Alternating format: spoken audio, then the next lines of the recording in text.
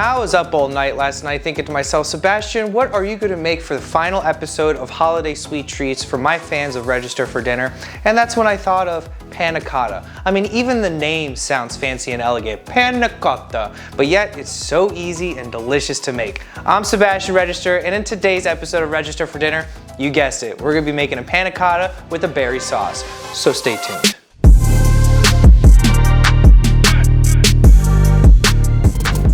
Help spread some good vibes this holiday season by subscribing to my channel down below, smash that little notification bell, and join the RFD gang. Now let's make some Panna Cotta.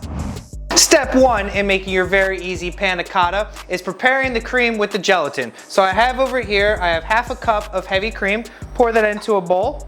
And then I have a pack of unflavored gelatin. Again, if you've seen my previous video, you know that you can pick this up at your local grocery store in the baking section. And you're gonna wanna evenly sprinkle the gelatin on top of the heavy cream and let it sit for about 10 minutes or so until the gelatin starts to soften.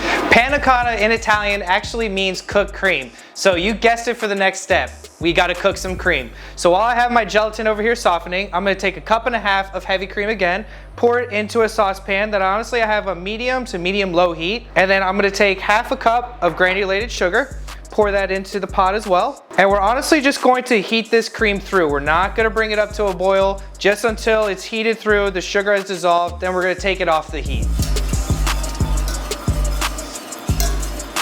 My cream is finished heating through, so I'm gonna go ahead and take it off of the stove. And now the gelatin and the cream mixture that I mixed earlier has softened, so now it's time to pour that into the heavy cream mixture as well. And like I said, for the heavy cream that was on the stove, I did not bring it to a boil. I just heated it through. Give this a good whisk until you don't see any more clumps of gelatin. All right, perfect. And then here I have a cup and 2/3 of a cup of Greek yogurt. Add that to the pot. And 1 teaspoon of vanilla extract. Again, give this a good mix, just until the yogurt has been completely dissolved and is well incorporated into your cream. And honestly, for the Panna Cotta side of it, this is already finished. So you don't have to put a sauce on your Panna Cotta if you don't want to, but it's highly recommended. So what you're gonna do now is, after you're finished mixing, is you're gonna pour this into your molds.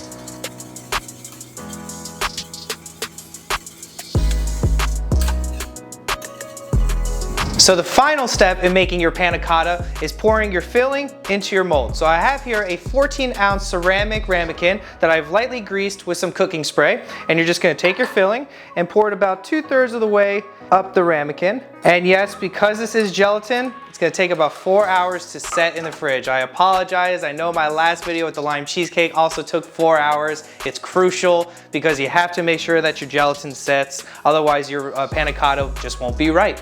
So place it in your fridge, be patient, and wait for about 4 hours. All right guys, it's almost Panna Cotta time, but first we've got to make our berry sauce, which is very easy. So I have a pan over medium-high heat. To that, I'm gonna add half a cup of fresh blueberries and 1 cup of fresh raspberries. Give these a nice little shake. Turn it down just a little bit. You don't want to burn your berries, you just want them to burst open with all their natural juices and make a sauce. I'm also gonna take the juice of half of a lemon, and then 1/4 of a cup of white granulated sugar.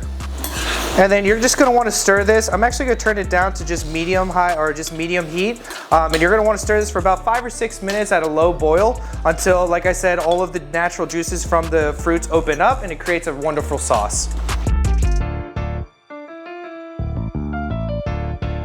All right guys, it's been about 5 or 6 minutes so, and as you can see on this camera over here, that this sauce has really come together now. All the berries have bursted open and it's beautiful. It's nice and thick. So we're just gonna turn it off, take it off of the heat, but before we do so, we're just gonna add another half a cup of both of the fruits, so the berries, the blueberries, and the raspberries. And that's just to help give the sauce a little bit more texture, and also makes it a little bit more presentable when you're plating. But with that being said, the next step is just assembling and plating your Panna Cotta.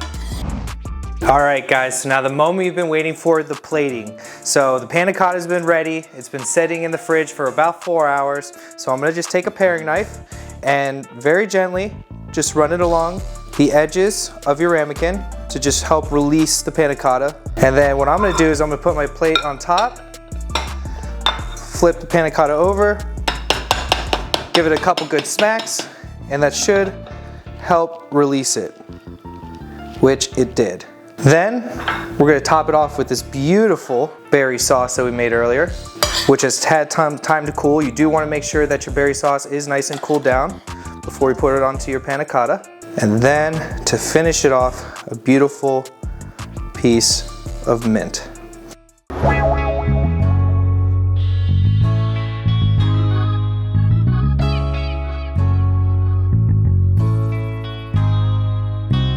Guys, I think it goes without saying that this is definitely the prettiest looking dessert I've ever made in my life, but we care more about taste here at Regester for Dinner than how things look, so let's go ahead and taste it.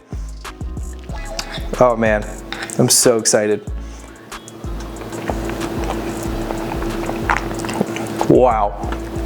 The texture of that is insane. It's so smooth and creamy, and you get the right amount of sweetness and acidity from that berry sauce that cuts through the richness of the cream.